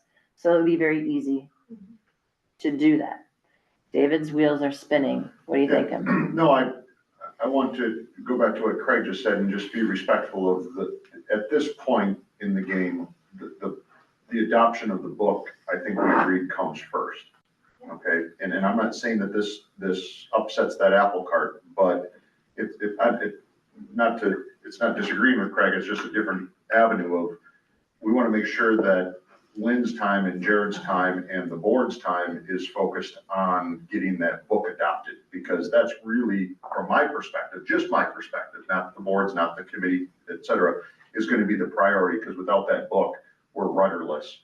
And we can always go back and dress up any other policy after the fact. If nobody thinks that putting this forth is going to delay that book or cause problems, then I don't see an issue. Whether it comes from here or goes through policy, I'm fine. But what we were pretty adamant on Monday night is let's stay the course on getting the Neola book changed first. And that's got to be the priority. So if this one has to wait until June, after the book is adopted, then we just put it on the back burner to June. If Lynn and Jared and Craig think that we can get it done alongside the book, then I'm indifferent. I'm just commenting, that's what I remember, that's what the overarching sentiment was from Monday, and why we took a couple of proposals and put them on the back burner, because they were secondary to the full book. And I'm okay either way, because our suggestions are here. We recognize Right. the fact that there are some issues with the policy. If this is done in February, or if this is done in June. Exactly. It doesn't matter. No. This is our suggestion from planning either way. Right. Right. And for me, I appreciate and understand what Craig's saying. It's when we have a policy that is directly under the purview of a given committee, it makes sense to weigh in, whether it be first read, second read. I would have gone to that meeting with these suggestions from Diana, not from the committee. So it's, which comes first, the chicken, egg, whatever. Yeah, and I think what happened, like for me, when I was looking at them, my wheels started going right away, because I'm like, I know we already did these, so how does this work? Like, I wasn't really sure. So, And I don't know what's done or not, because I'm not on that committee and I'm not as involved in Right. that, so. Right. All right, so from this, what are we doing? I think we could, decide that we like the changes, continue the discussion today, tonight about the 2. We might as well discuss them. And then I'm not gonna say, I would be okay with it going first read, but I think that's gonna be more about Lynn and Jared and what they're gonna want. But here's my question on this. This is a policy, this is a WUSD policy that does Right. not have a match. So it was kind of parking lotted. However, we could bring it forward because it's going to be a bylaw. It's gonna be in the 000s. We've already passed for second reading these. We can turn this into a Neola policy. I can convert it to Neola policy, or however Scott's gonna have to help me with that. And we can bring it to first read at policy. Have you guys look at it to give it the okay, then move it on to first read. Can I ask a follow-up question on that? Yeah. What were we gonna do with it? Was it It was just in in the the parking parking lot? lot. Okay, thank you. That's all. In the parking I lot. think that's where I really was like, what happened? Without going into a whole lot of depth, what happens when they're in the parking lot? They just wait until we come back, because Because we have so much to get through. No, I understand that. My bigger question is, parking lot items would still need to be done before the adoption of the book. Correct. I think we still need to discuss like the parking lot where we have WUSDs without a match. Because I have a whole list. Right. And that's where, whether this, I'll reiterate what I said before, whether this is done in February or in June or whenever it is, to me, doesn't matter. The bigger question is, and I understand, again, I appreciate what Craig said, policy has purview over this, but it also goes back to a common practice. we don't do the same work in two committees. Right. So I guess that's where the guidance goes. Here are the suggestions, wherever it needs to go next. Parking lot. Someone can just let me know that if it needs to then come back at some point, here a second read, or if it's handed off to policy, just so that it doesn't get lost. Yep. Does that sound Mhm. fair and legit? Craig's hand is up. Yes, correct. Yep. Yeah, I mean, really, right now we're splitting hairs because I think you got it in front of you. Take a whack at it. You got the policy committee in front of you right now. You might as well just tackle it and get it done with. Okay. 'Cause it's, So then it can go to first read? yeah, go ahead. Okay. Would that then go to first read Or in? Lindsay needed to still sit in the. Well, parking she'll, lot. No, I don't, Okay. I can do what you guys want me to do, I just need to figure out how to add a new, or create a whole new policy in the Neola. so it would not go first read on Monday because it's such a short No, it timeline. would be It in would go in February. February. Yeah. I just want to make sure Yep, no, as an action item can go first read. First read to the full board Yep. yes, Yeah, in February. yep. Got it. okay. All right. Anything else on that one? I didn't try to complicate it. I just knew that this was kind of all a weird situation. and This I'm is a like, weird situation and I'm punting to begin with. So any guidance, keeping it between the lines is helpful. That was the easy one. Craig's got his hand up. Yes, again. Craig. Just- I don't know if he did. Was this still on board Ah, evaluation? I'm sorry. I gotta get better at Dang that. it! All right, the next one is a Neola policy, 1110. And this one, Jared and I talked to, this one involves the assessment of the strategic plan of the superintendent and of the board.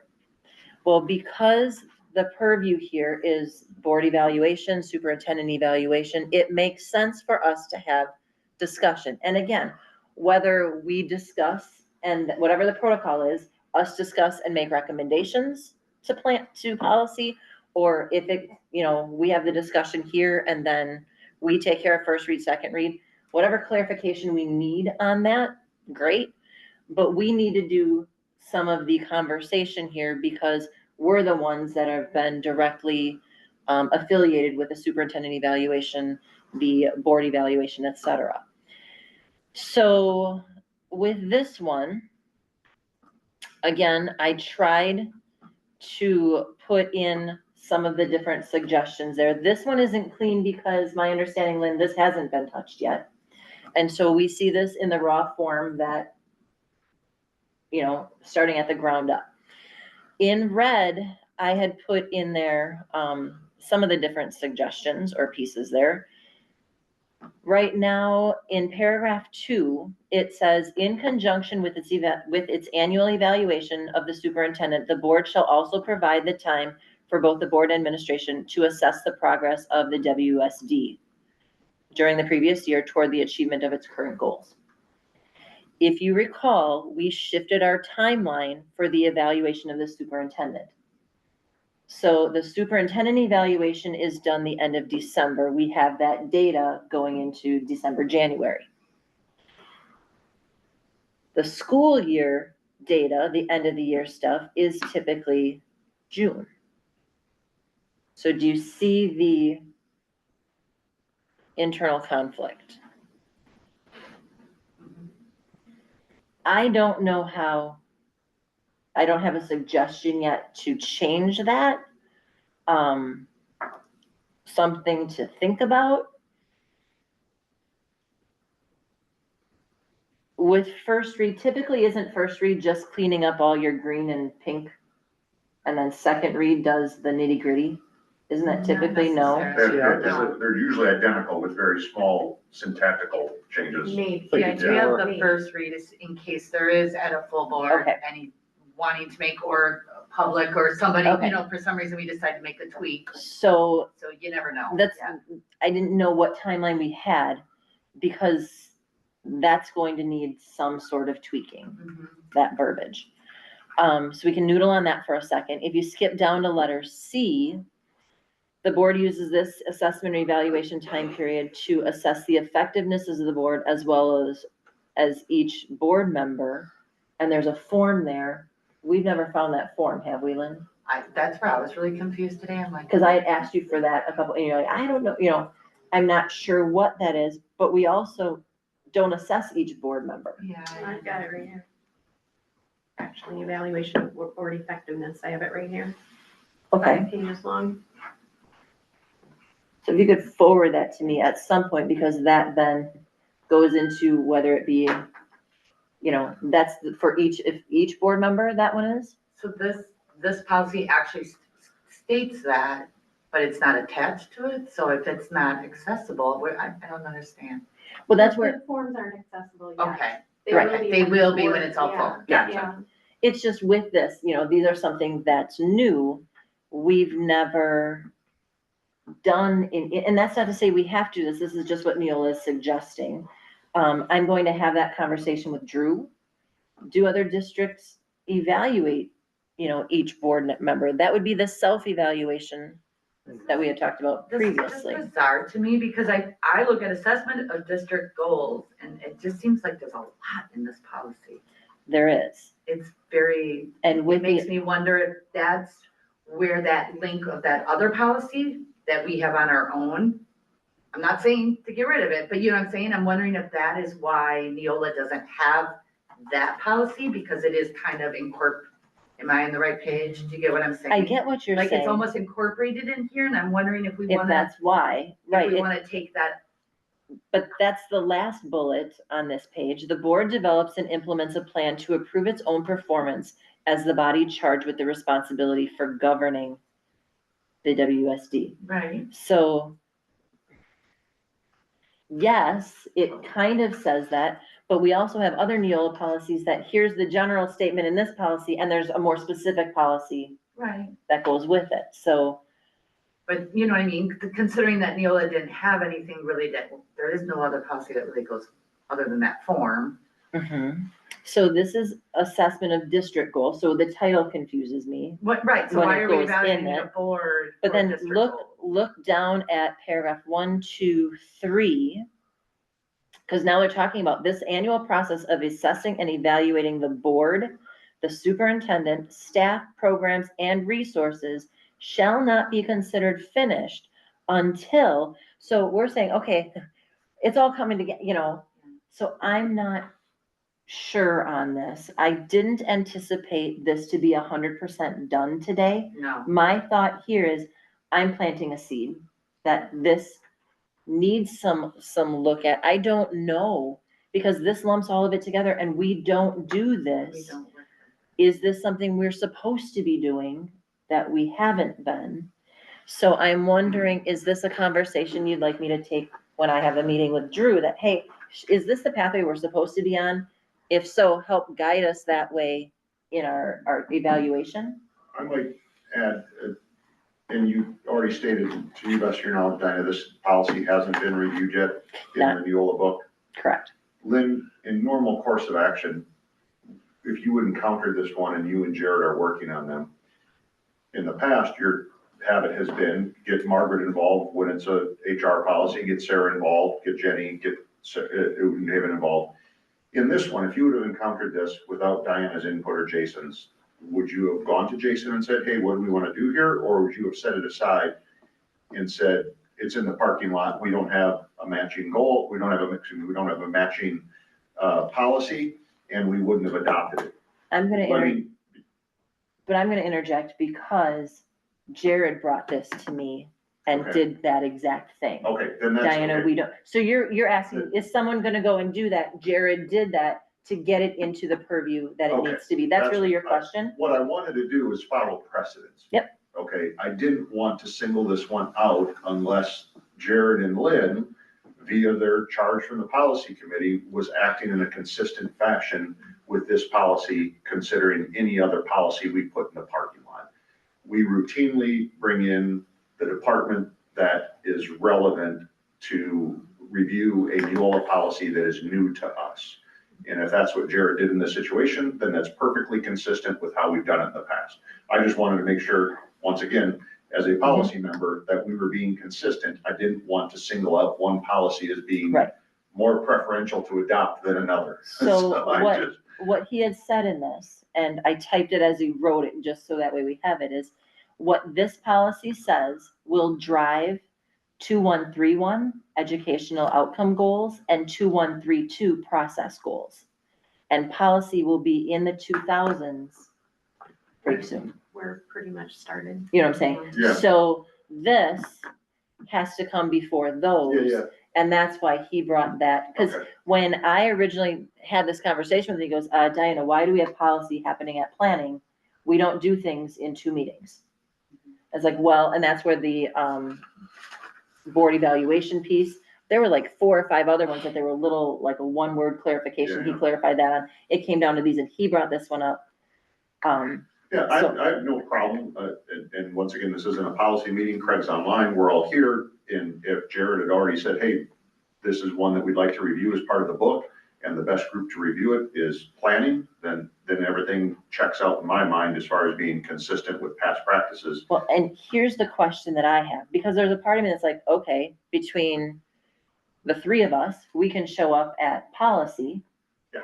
But the way that our process works is policy members have the bulk of the conversation and external members have, but because this affects us, it makes sense for this committee to have the bulk, you know what I'm saying? No, and once again, I don't want. No, I'm not. I don't want to belabor the point, but Yep. sitting right here on Monday night were Sarah and Jenny, because they had weighed in on many of the policies that were being approved on Monday night, much in the same way that you are acting, or Jason is acting as Jenny and Sarah in this situation, and weighing in on a policy that's eventually going to come in before policy. It's just that Jenny may have done it unilaterally, and in this situation, the planning committee is weighing in on it. So they're not different. So- They're perfectly acceptable. So So I would say, following, let's do what you said, and I'm good well, with it. no, I'm not- but actually, no, I'm but not- what I'm not on wondering. planning. I don't get to have I a know, vote. you don't care.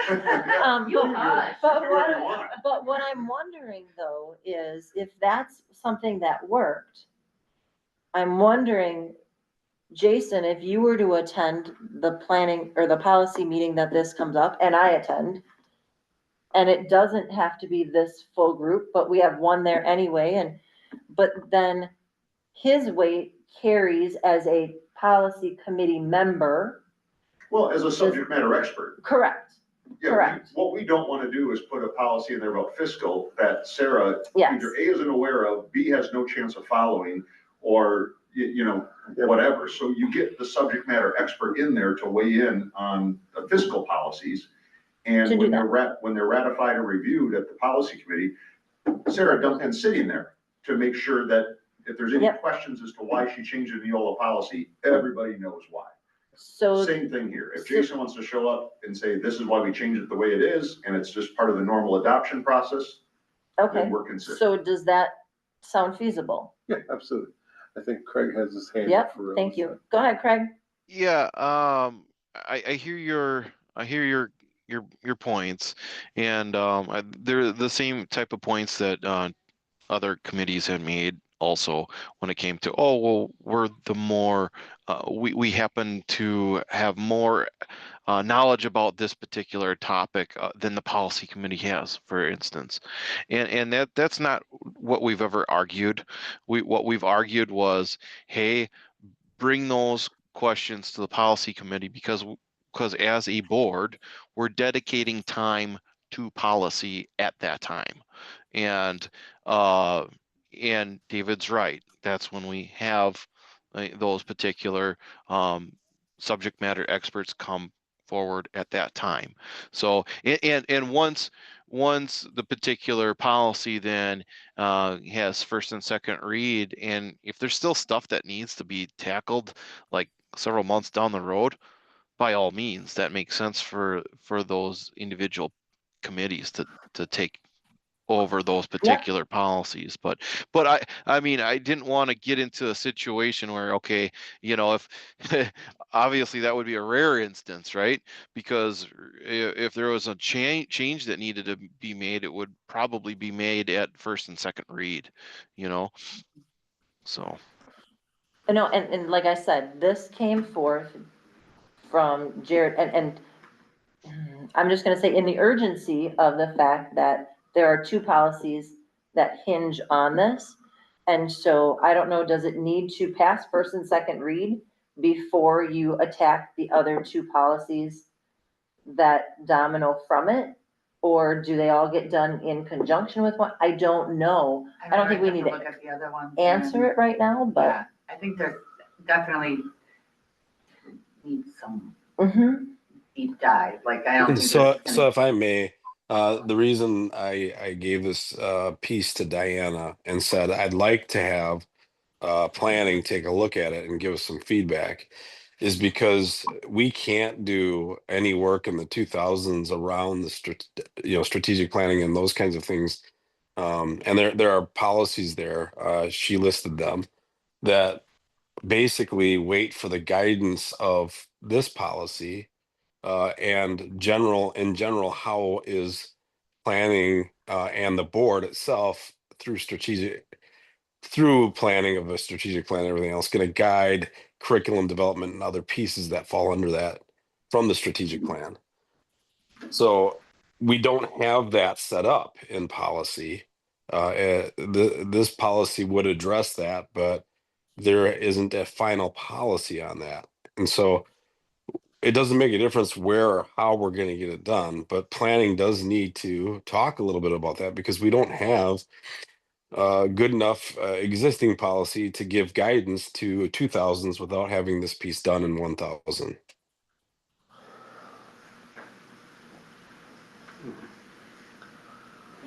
All right. I'd say add it to the list for the next policy meeting. Right? Makes sense. Well, to what me. Jared just said is, we have, for planning though, the conversation there, that is that's the opposite of what Jared just said. Jared just said that planning needs to have discussion around this before policy. I was in the impression you've already ratified what was in here. In this, Yeah. this is as raw can be. Okay. The first one we had, that was pretty clean. This one, there's a lot of work Got it. for this. Yeah, I I do don't know. think- I don't know to what extent planning or how they would even react to this raw Neola policy, and or what they because again, we don't have existing or good enough policy, so we're really reacting to and starting from a place of what would we want to operate as a planning committee, and how would that planning committee then and board right inform other policy work that's related to this policy, right? And that other policy work is in 2000s, and how the rest of the whole structure of strategic planning, goal setting, curriculum development align to the 1000 policy through the 2000 policies. And so it's really talking about how are we doing that? And again, our existing policy doesn't do a good job, and is fairly mute in most of those points. So I think regardless of policy, right? Planning committee should talk about what's important to them around that topic, and then show up at a policy meeting and say, we realize that you have work to do on policies in the 1000 section that relate to this information. Let's have a discussion about what we think should happen, right? Before we can even get to those other ones in the 2000. The ones in the 2000 we're gonna have set in the parking lot until we can get a structure set up. Okay. So this then, we are 15 minutes from our end time. By no means is that enough time to dig into this deeply. And this can't wait until March. And I guess Diana, what I'm saying is this: like, I'm not asking you guys to write policy and planning. I'm asking you to talk about the things that policy addresses and say, how do we want to do that?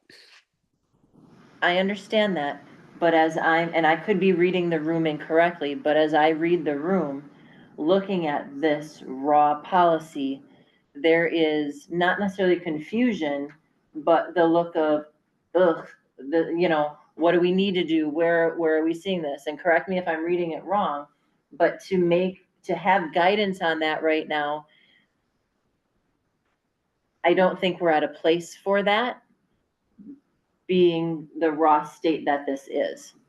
And so I think that this would need to be brought up at an additional meeting where people can take some time and be reflective as to what is being asked of us, so we can have a good conversation.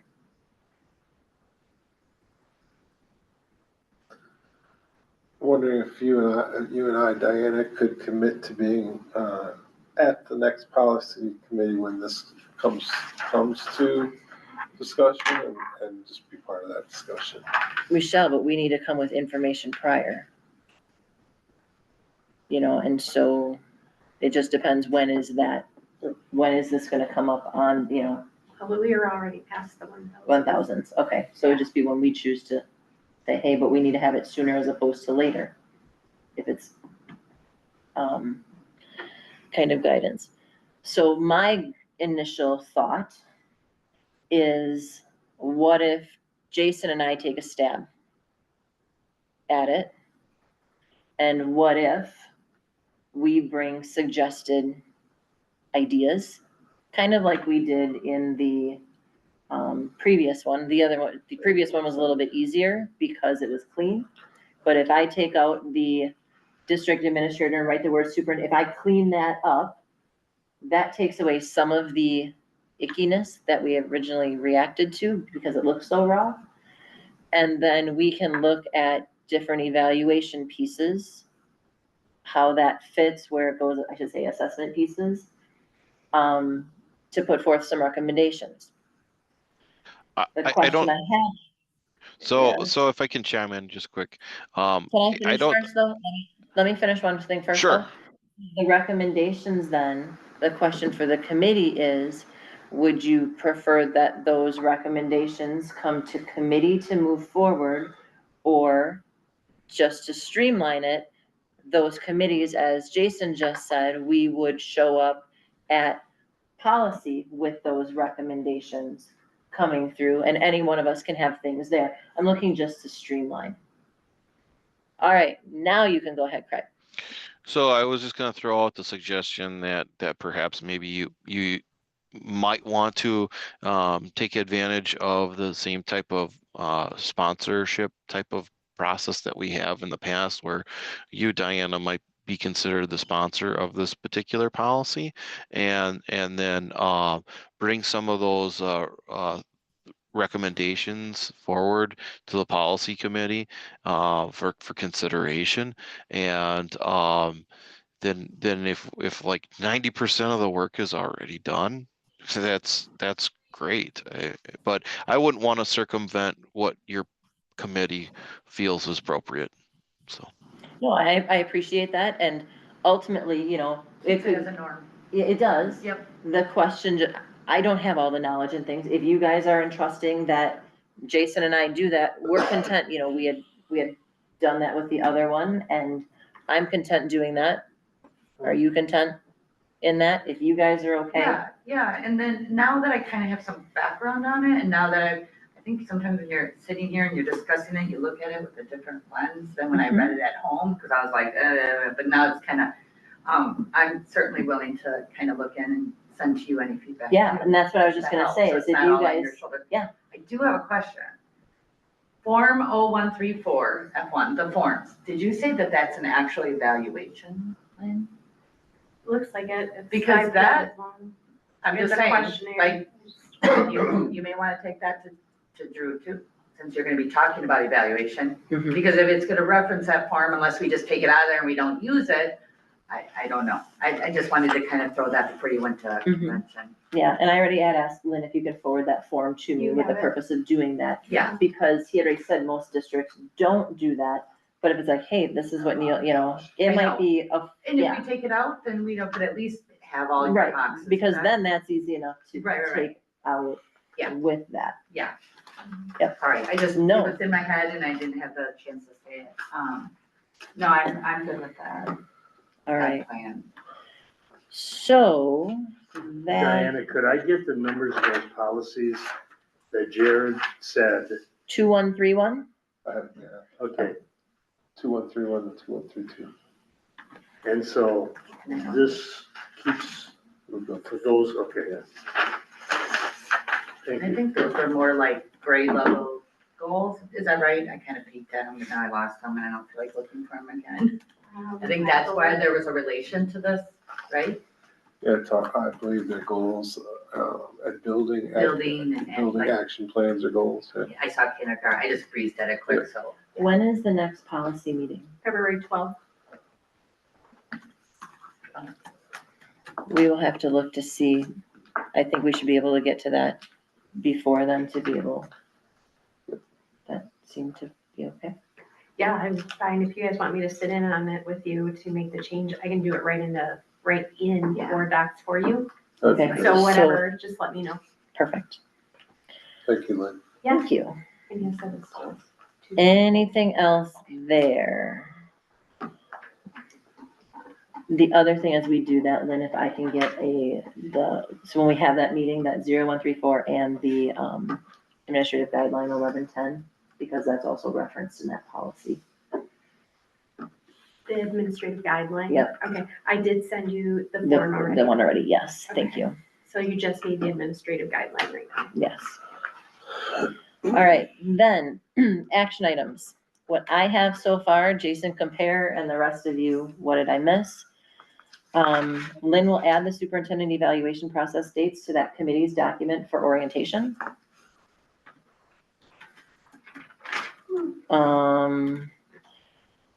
E-campus breakdown by elementary, middle school, high school, whatever, on the Studer survey will be changed, and then that moves to a resolution at the January board meeting. The W-170 policy, that was a no match, that'll eventually go into bylaws. That will go to first read at the February board meeting. Diana and Jason will work with this policy 1110 to create proposal to go to the February 12th policy meeting. Yes. Don't get mad at me, but I'm gonna probably put a little wrench. Do you think, and I'm just asking, do you think we should wait on 8170 to be sure that we're not you know what I mean? Like to make sure that the other one doesn't correlate. I don't think it does, but just because that one's kind of talking about evaluation, I You're didn't saying know. in terms of the self-evaluation piece? Yeah, well, I mean, it talks about a board and effectiveness, The only piece I think that it would affect would be that last sentence that we deleted in terms of the self-evaluation. okay. I didn't know, because Yeah. we are not rushed. Obviously, we know that, so I didn't know we wanted to parking lot with this one and just be sure. So We don't want to bring it back unless we want to do it after first read. Well, that's what I was thinking, if we do it after, but we have first read, if we have to put it back in, that could go in at second read. Right, true, So at least we have the ball in motion. yes, because we are putting it to first read, we're not sending it to, okay, Correct. sorry, No, it's all thank good. you, keep going. We good? Yep. Anything that I missed? All right, then if you could, excuse me, Jason, pull up that planning committee Google Doc that you and I have been working through. And as part of the, meeting of the chairs, we had the discussion about looking at previous action items to make sure nothing gets lost or falls through the cracks. And I actually do this in my own document. We had talked about how do we do that as something similar to others. I'm like, okay, I'll do it in two places, at least for the next couple of months, and see if that's something that we do for everybody or how that works. So I went through the last 3 months or the 3 times we've met since we've been pulling out action items and enumerating them. And what I did, and you can see up there, is we have November, we had October, and we go back to September. Put check boxes there, and every action item that we have, if it's been addressed, we put that commentary in red. So this is when it was, this is what happened. So the only one that's outstanding from the last 3 months or our last 3 meetings is the one regarding that executive session question, which I'm waiting on Tim Kutscher. So what was asked is at future meetings, not only do we have a section where we talk about what are action items, but just that reference of, okay, what previous action items are still looming out there? You will not see this laundry list again because you now see, these are all done, but the one that will come back is the one about meeting with Kim Kutscher on the executive session. Just so we all, because like I said in a previous meeting, I'm not the only one that's in charge of this meeting. It's a committee. We do this together. And so you're also holding me accountable in doing that. Hey, I see that one's still up there. It's been there for a while. Can you tell me a little bit more about it? And it might be something that, look, it's no longer effective. Can we now remove this from the list? Okay. Does that make sense? Yeah. Yeah. So in the future, I don't know if I'm gonna have, there won't be a long list. It might just be a reference like I talked about during the meeting.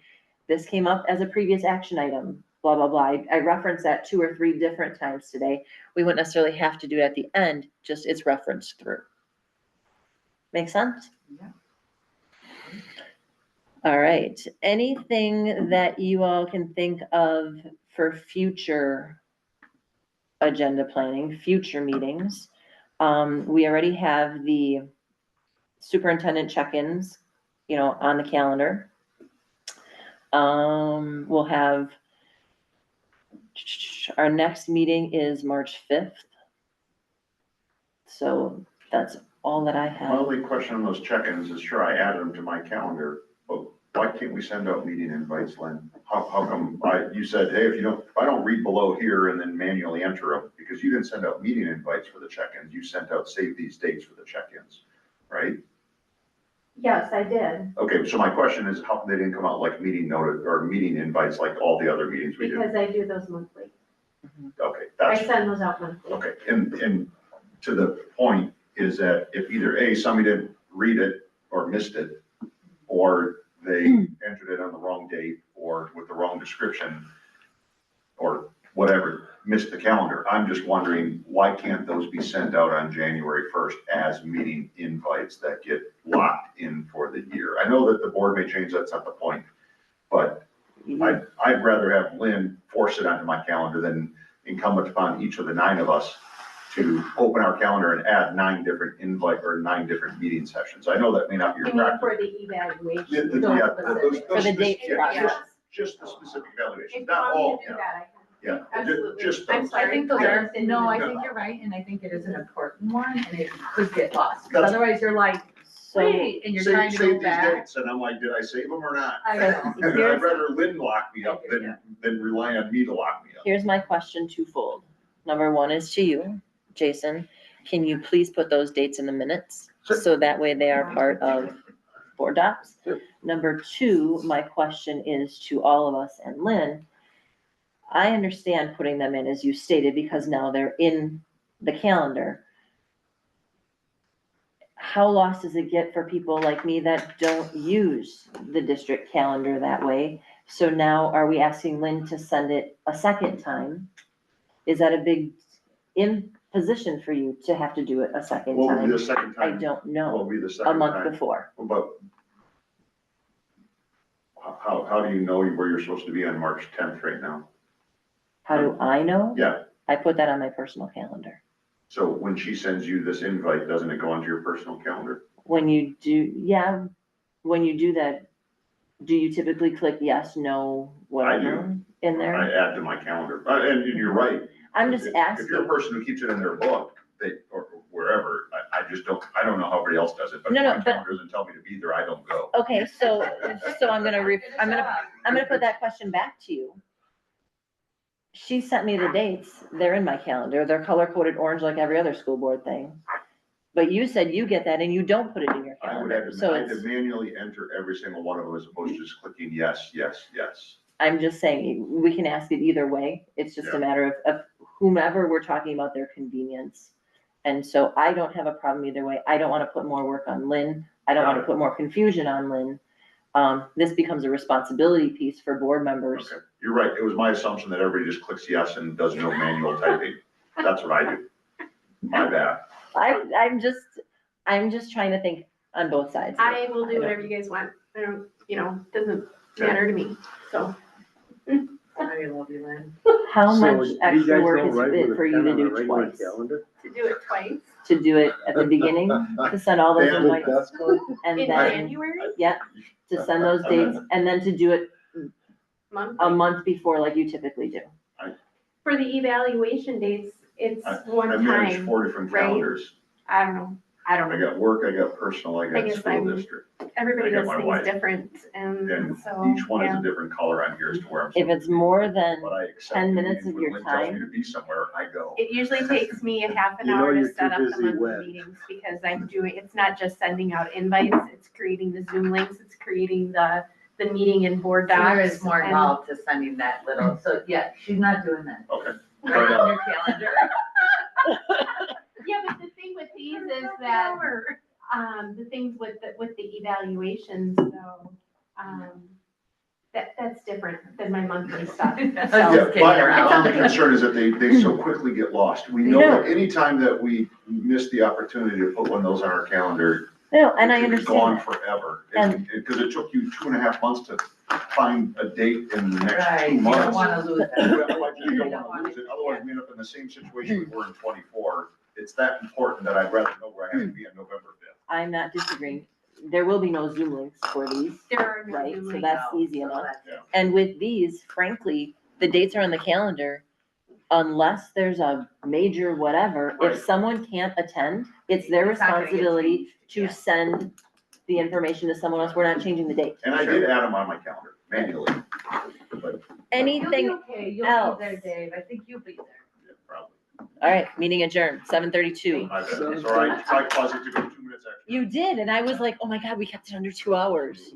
We might have started late because we didn't. We quite- did start, like, we started We were at, waiting for we did Lori start to at come. 5:32. No, I'm not saying you were late. No, we I was started late, at But I 5:32. did give her the go, I know, start but we the don't- meeting before I